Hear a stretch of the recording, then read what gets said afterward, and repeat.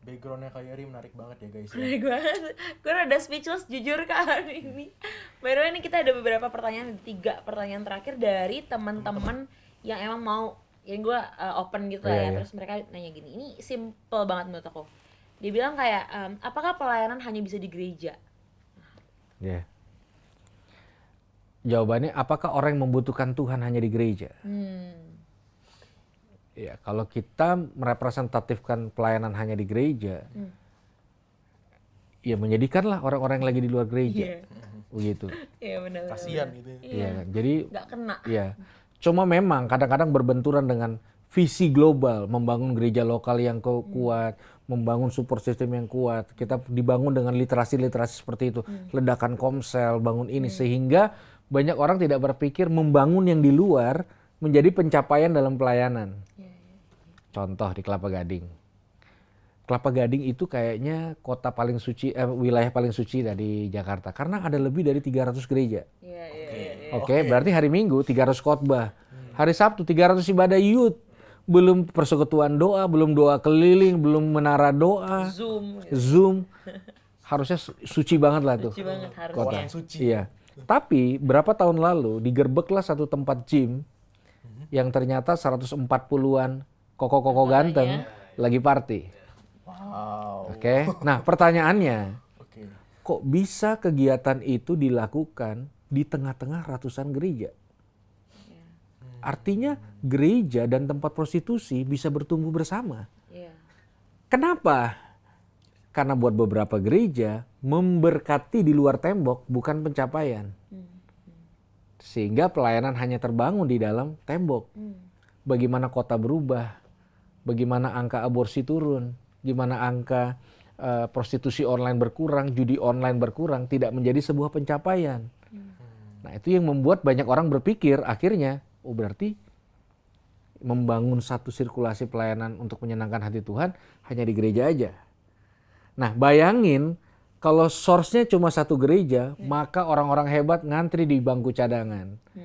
Karena mau WL ngantri dong. Oh iya. Oh, kebayang. Multimedia meskipun jago, kalau udah ada yang jago, Iya. ngantri dong. Nggak kepake. Pemain musik dari ini nanti pas event suka ngundang pemain musik luar, sama aja. Iya. Jadi gimana mau disalurkan sedangkan pelayanan tersegmen. Apa sih dalam imajinasi pelayanan paling spektakuler? Ya khotbah minggu, karena kan kadang-kadang orang membangun kan kayak gitu kan. Oh jiwa baru, asyir dulu ya, gitu kan. Kasta terendah Asyir gitu. Iya, seakan-akan ya, seakan-akan. Nah, sehingga banyak orang bisa punya banyak talenta untuk bangun hal-hal yang dahsyat di luar. Karena sejatinya pelayanan menurut saya bukan kegiatan, tapi kualitas. Makanya ada gontok-gontokan dalam pelayanan, karena yang dicari kualitas. Iya. Makanya ada iri-irian, sombong-sombongan, sikut-sikutan, ya namanya yang dicari kualitas. Gitu.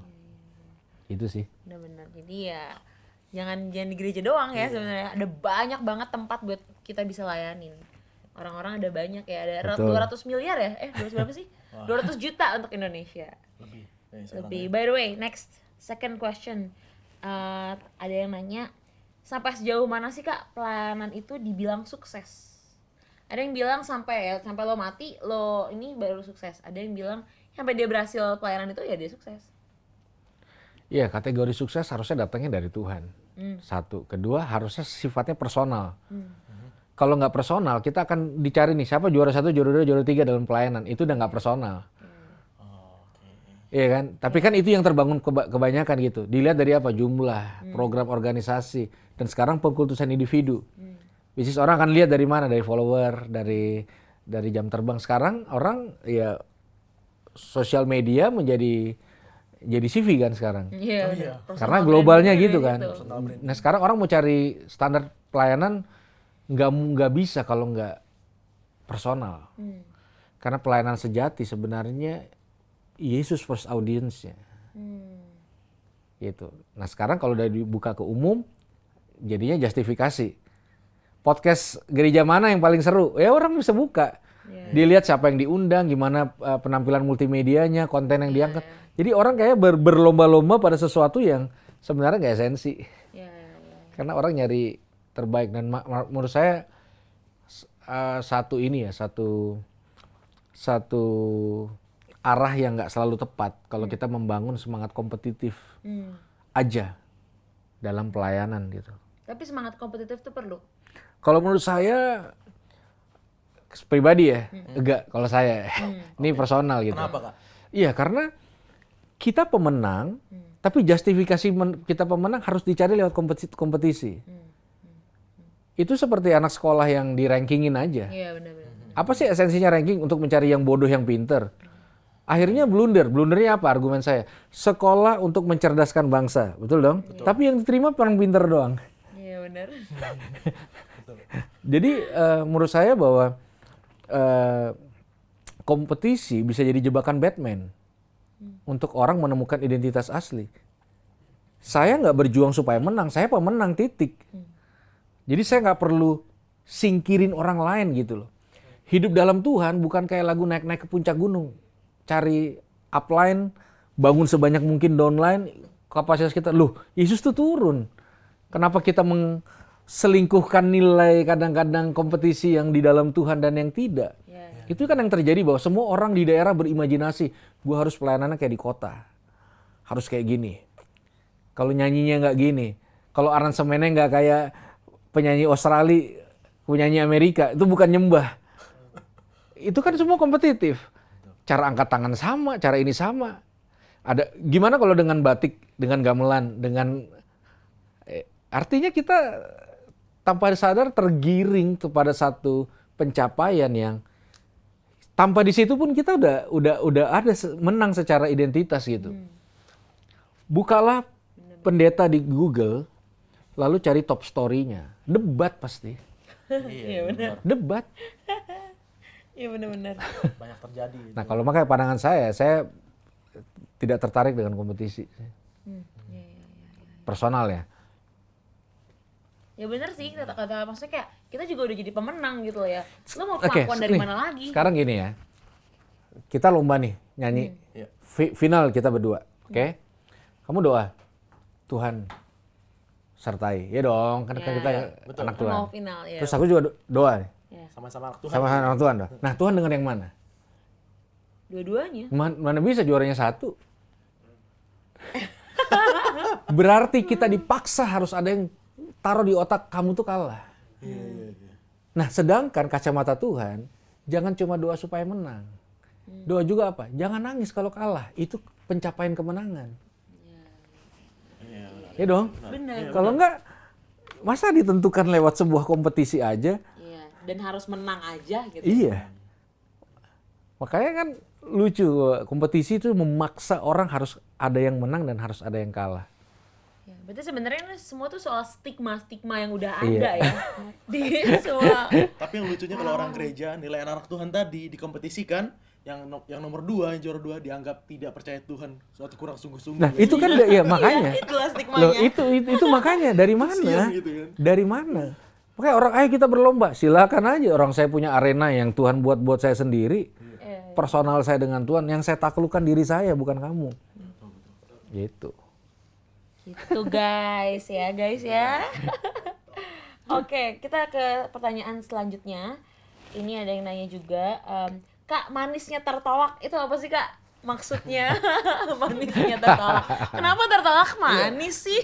Enggak, Menarik nih. jadi ya sekali lagi tanpa disadari bahwa penerimaan ternyata sejauh keberhasilan. Kadang-kadang gitu. Saya pernah negur orang ngerokok, padahal saya ngerokok dulu. Udahlah, ya biasalah hamba Tuhan pakai ayat kan semua 1 Korintus 3:16. Lalu dia bilang gini, Kak, waktu aku aktif di pelayanan youth, semua orang support. Tapi aku jatuh nih, Kak. Mana yang lain? Terus dia nyalain rokoknya. Cuma rokok yang setia dalam suka dan duka. Wow. Kamu ngubungin aku, bro, karena hari Rabu, karena Kamis Komsel kan. Lu ngubungin gua hari Sabtu karena Minggu ibadah. Di luar itu, rokok ini lebih setia dari lu. Jadi orang itu satu saat akan mengalami sebuah penolakan. Karena suatu saat orang masih gagal. Nah, hanya di dalam Tuhan ada sebuah kemanisan sekalipun kita ditolak. Makanya jangan pernah anggap remeh dan nolak orang yang percaya sama Tuhan.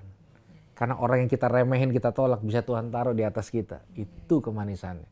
Karena kita terikat dengan sebuah hukum. Siapa yang direndahkan, dia akan ditinggikan. Itu yang pertama. Yang kedua, Tuhan kan sudah maha tinggi. Ya. Ayo kita tinggikan Tuhan. Secara logik, dia udah maha tinggi. Gak bisa lagi Tuhan digeser-geser ke atas. Tapi ada cara untuk membuat Tuhan makin tinggi. Caranya apa? Kitanya makin rendah. Nah, waktu kita ditolak, direndahkan, kita punya kesempatan meninggikan Tuhan lewat penolakan itu. Disitulah taste manisnya, di mana kita lihat pembalasan menjadi haknya Tuhan, penyertaan Tuhan. Nah, makanya penolakan itu menjadi sebuah kebutuhan. Makanya statement saya itu manisnya ditolak. Sebenarnya itu satu buku yang ditulis Chris Biantoro. Karena waktu itu dia sakit tenggorokan, dia minum obat luar. Akhirnya gara-gara itu tenggorokannya sakit, malah jadi bagus. Dan itulah yang buat dia terkenal. Jadi ya penolakan bukan sesuatu yang ditakuti, dihindari. Karena tetap ada kemanisan. Hanya di dalam Tuhan. Gitu. Wow, keren. Keren banget. Keren banget ya. Gua Semua merinding gua. merinding ya. Oke, ini pertanyaan cuma tiga aja yang tadi kita ambil. Sama aku mau ini mungkin menjadi pertanyaan penutup ya. Kak Yeri, menurut Kak Yeri itu apa sih satu aja boleh ayat firman Tuhan yang benar-benar jadi moto hidup Kakak? And kenapa?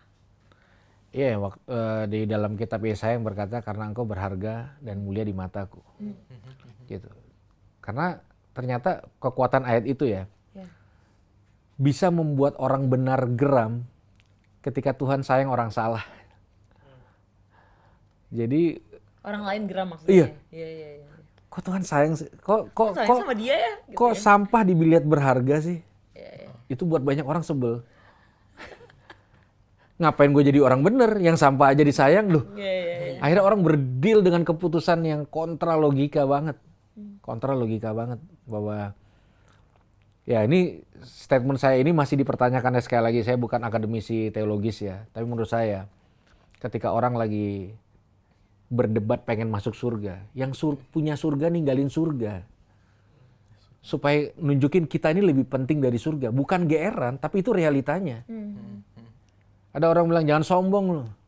Tuhan bisa buang kapan aja. Tapi dia nggak buang. Malaikat iya. Dia tebus. Makanya apa kata yang mencakup itu? Amazing grace. Udah itu. Itu sih yang membuat yang selalu terngiang-ngiang dalam pikiran saya. Kak, satu closing statement dong, boleh ngomong-ngomong buat anak-anak muda di di sini, kamera yang ini. Oke. Menurut saya gini, semakin cepat kita tahu siapa kita di hadapan Tuhan, semakin dekat kita dengan keberhasilan. Jadi menurut saya petualangan paling dahsyat, paling hebat di muka bumi adalah ketika kita berpetualang dengan Tuhan mencari tahu siapa kita, bukan apa yang tidak ada sama kita. Jadi berpetualanglah dan temukanlah harta karun dahsyat bersama Tuhan yang nggak pernah jauh di dalam kita. Makanya dia memilih untuk tinggal di dalam kita. Amazing. So guys, itu dia podcast Kingdom Seekers kali ini. Terima kasih teman-teman Terima kasih semuanya udah teman-teman nonton. Sampai jumpa di part selanjutnya. Bye-bye. Bye. Thank you so much Kak Yeri. Sama-sama. God bless. Sampai jumpa di Kingdom